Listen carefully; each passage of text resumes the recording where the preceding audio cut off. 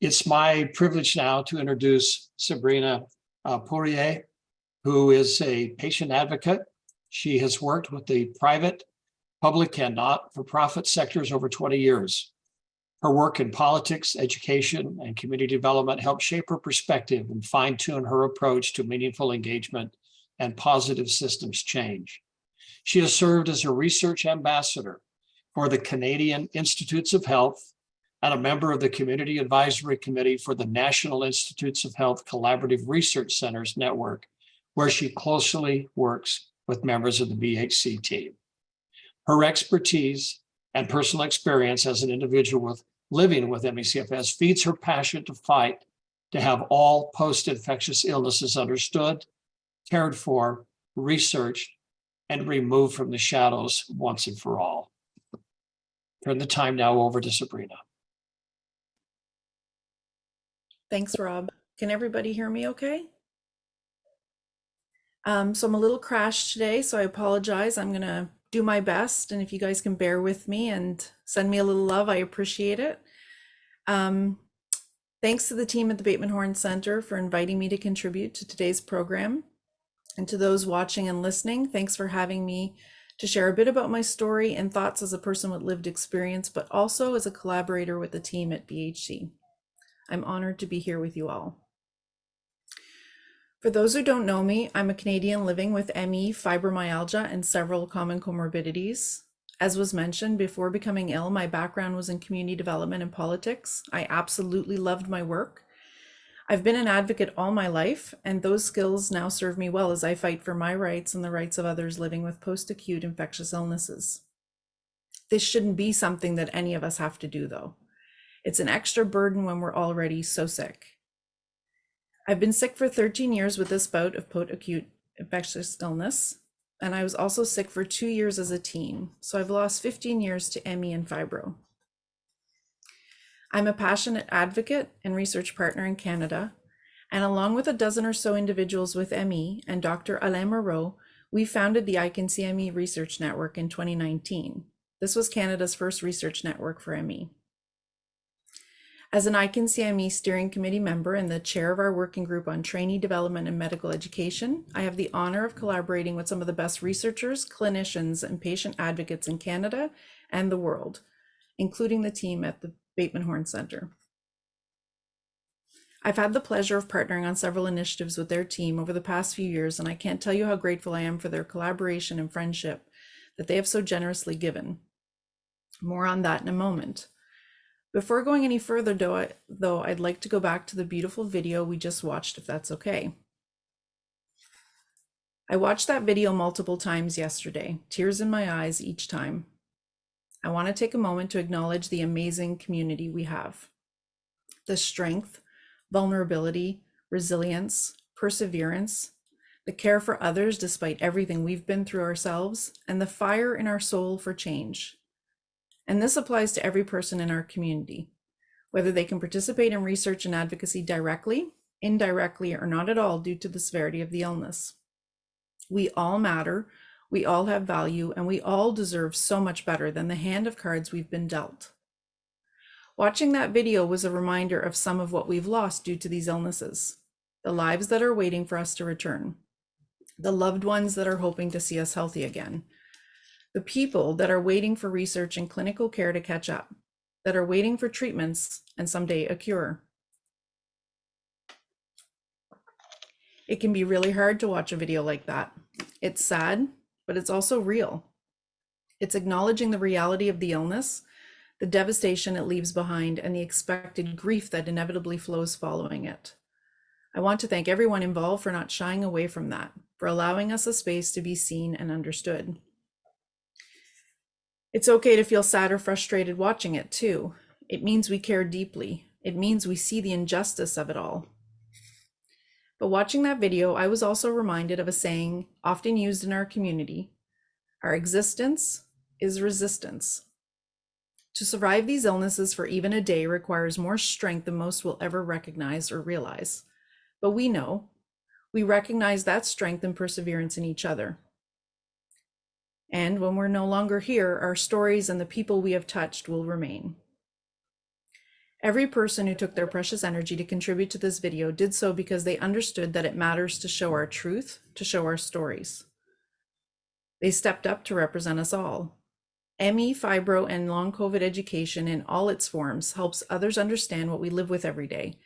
It opens their eyes to our reality, but also to the potential for change, growth, innovation, and the opportunity for support and allyship. We will carry these stories, your stories, and the stories of the millions missing around the world in our hearts and minds as we move into another year of advocacy and research partnership. This reality fuels our efforts every day, and I know it fuels the work that BHC is doing too. I'm often asked by researchers and clinicians, what would have helped me most when I first became ill? Like many of you, I struggled initially to access a diagnosis and safe and knowledgeable clinical care. I was psychologized, gaslit, and dismissed, even as I was getting sicker, and a career I loved was becoming increasingly difficult. Little energy was left at the end of a long week for the ones I loved most. I knew something was wrong. I was told it must have been stress or trauma, or maybe as a woman, I just couldn't handle my busy life. Maybe it was anxiety or depression, psychosomatic. It was, of course, none of those things that caused my illness. So none of the suggested interventions were appropriate either. But I didn't know that yet. So I was trying them all and giving them my 200%. I eventually had to go to the US to meet with a clinical team that was far more knowledgeable than anyone I had seen in Canada. In doing so, the pieces started to come together. I soon realized that my gradual onset post-acute infectious illness had occurred after one or more viral triggers years before. It had left me with myalgic encephalomyelitis and several common comorbidities.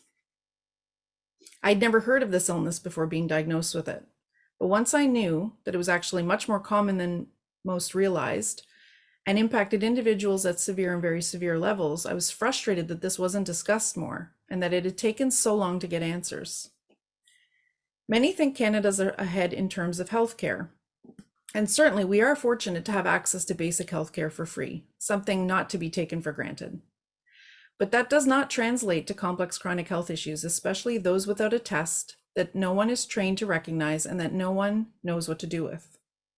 As most of you know, there are only a handful of truly knowledgeable clinicians in the US and in Canada that are up to date and well informed on ME, long COVID, and fibromyalgia, not to mention the many comorbidities that are commonly found to travel with these illnesses, such as MCAS, POTS, hypermobility, IBS, gastroparesis, small fiber neuropathy, and so many more.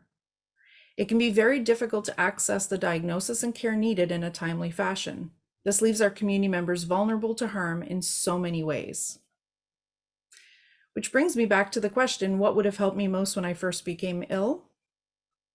Having knowledgeable and trained clinicians who could recognize what they were seeing, who understood what the illness was and wasn't, and who knew how to offer treatments for key symptoms and common comorbidities, as well as safe and compassionate supports, guidance, and assistance with stabilizing the illness. That's what would have helped. And that is an area the Bateman Horne Center is making a huge difference in right now in so many ways. The Bateman Horne Center is well known for providing exceptional clinical care to their patients, but many may not realize the extensive contributions they make to research, medical education, and patient education too. Their efforts have a wide-ranging impact for our post-acute infectious illness community. We've seen a significant increase in research and scientific understanding over the past 5-10 years. We had wonderful researchers and clinicians working hard to try and support us long before the pandemic. We know who they are and we remain grateful for them. We're also so happy to see some new faces and backgrounds joining the discussion on post-acute infectious illnesses too. And we know our researchers are relieved to see this as well, as they are keen to collaborate and support new researchers in this space. More research is desperately needed to move the needle forward for our community. And for those of us living with the condition, it seems like an easy enough request, and it should be. The impact of these illnesses is massive and very expensive for our governments to ignore. But there are still many challenges in the way for those wishing to research ME, long COVID, or fibro. There's never enough funding, resources, or government support to tackle these illnesses as they should be tackled. And though everyone involved is moving as fast as they can, it's never fast enough for us.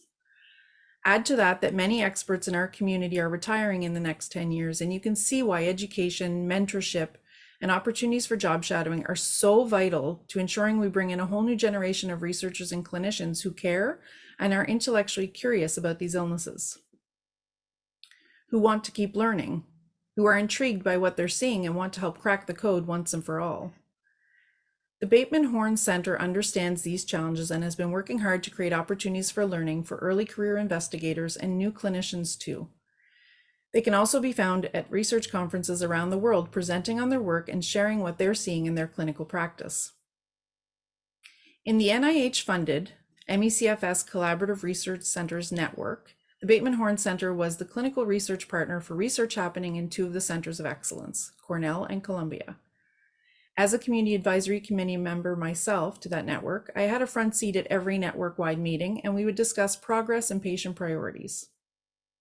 Our Community Advisory Council was made up of a wonderful group of community leaders in research and in advocacy, including 2 members of the BHC team. They brought so much knowledge, support, and resources to our work as a CAC, and I can share that we never shied away from difficult conversations as a network. Everyone there knew the work was hard, knew what was at stake, and knew we needed to move the needle as fast and effectively as possible. The Bateman Horne team have been instrumental in the development of several large medical education initiatives, targeting clinicians from a variety of backgrounds across the US and internationally, and helping them to understand what they may be seeing in their hospitals, clinics, and offices. But more importantly, what to do about it, how to measure it, and how to address it. Patients are not to be dismissed or neglected simply because we still have no approved treatments. There's actually quite a lot to be tried when a person is diagnosed with ME, long COVID, and/or fibromyalgia. Key symptoms and comorbidities can and should be treated. Knowledge and support around pacing, adaptation, and accommodation should be provided, and compassion should lead every interaction. Clinicians do not need to feel alone or unsupported to address these issues anymore, because there are clinical leaders such as the Bateman Horne Center and the US MECFS Clinicians Coalition that have resources that can help.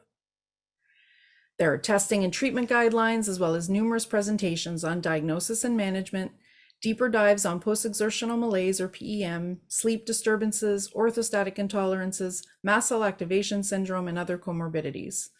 They will soon release additional tools for rehabilitation professionals too. And it's all available all the time on their website and YouTube channel. They have been working so hard on providing access to resources that can support both sides of the patient-clinician relationship, and we thank them for that. Which brings me to another area that this team has contributed a great deal to, patient education. Not only do we have access to all the resources listed above that are designed for clinicians, but also tools such as the MECFS Crash Survival Guide, or the ER and Urgent Care Considerations document, both released this past year, that provide us with high quality content designed specifically for our use. This is another example of how they have really listened to the patients and to the broader ME, long COVID, and fibro community. We are better informed and more empowered thanks to teams like the Bateman Horne Center, but also thanks to our amazing community who helped to distribute these resources far and wide long after the initial release.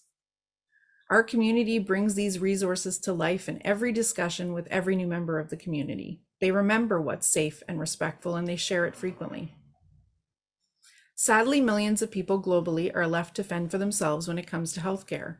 It can take years and decades to be diagnosed properly, and by then many of us have encountered a fair amount of denial, dismissal, gaslighting, and unintended harm at the hands of practitioners who just don't understand our illnesses.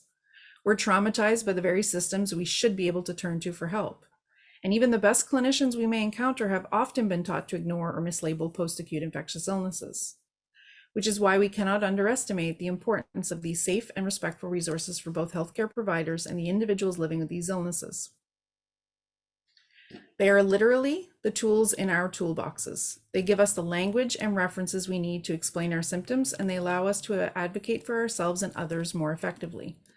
They allow us access to knowledge, and knowledge is power.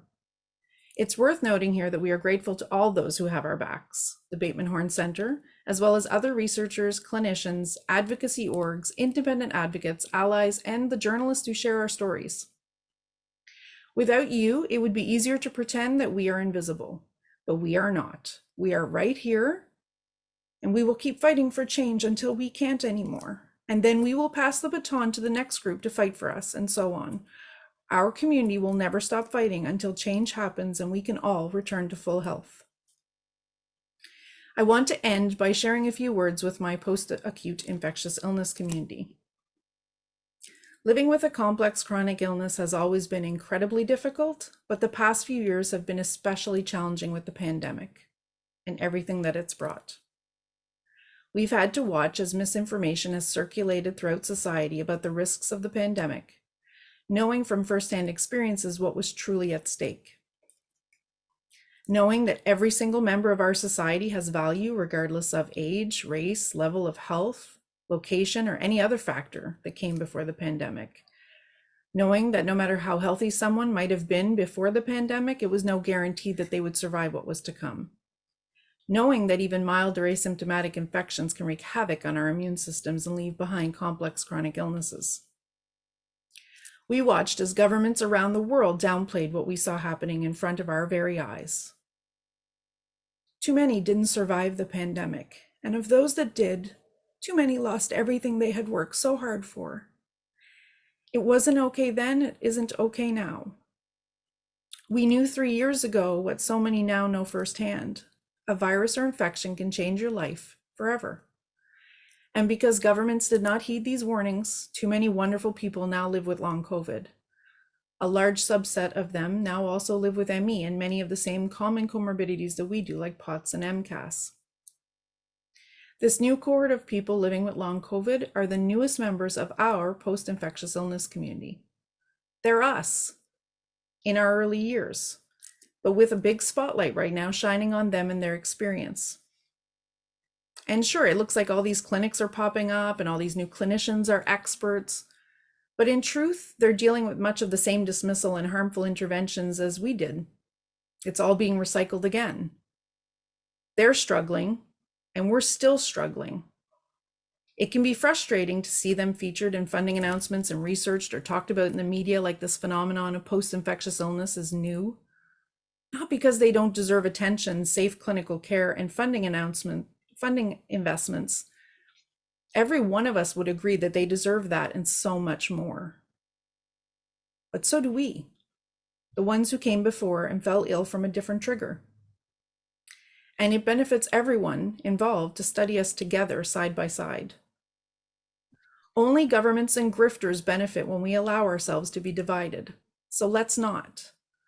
Let's lock arms instead and push forward together. Let's collaborate and keep fighting for high quality research, clinical care, and medical education, for better access to disability supports that meets the needs of those living with disabilities, and for treatments and a cure so that someday ME, long COVID, and fibromyalgia are a distant memory of a different time.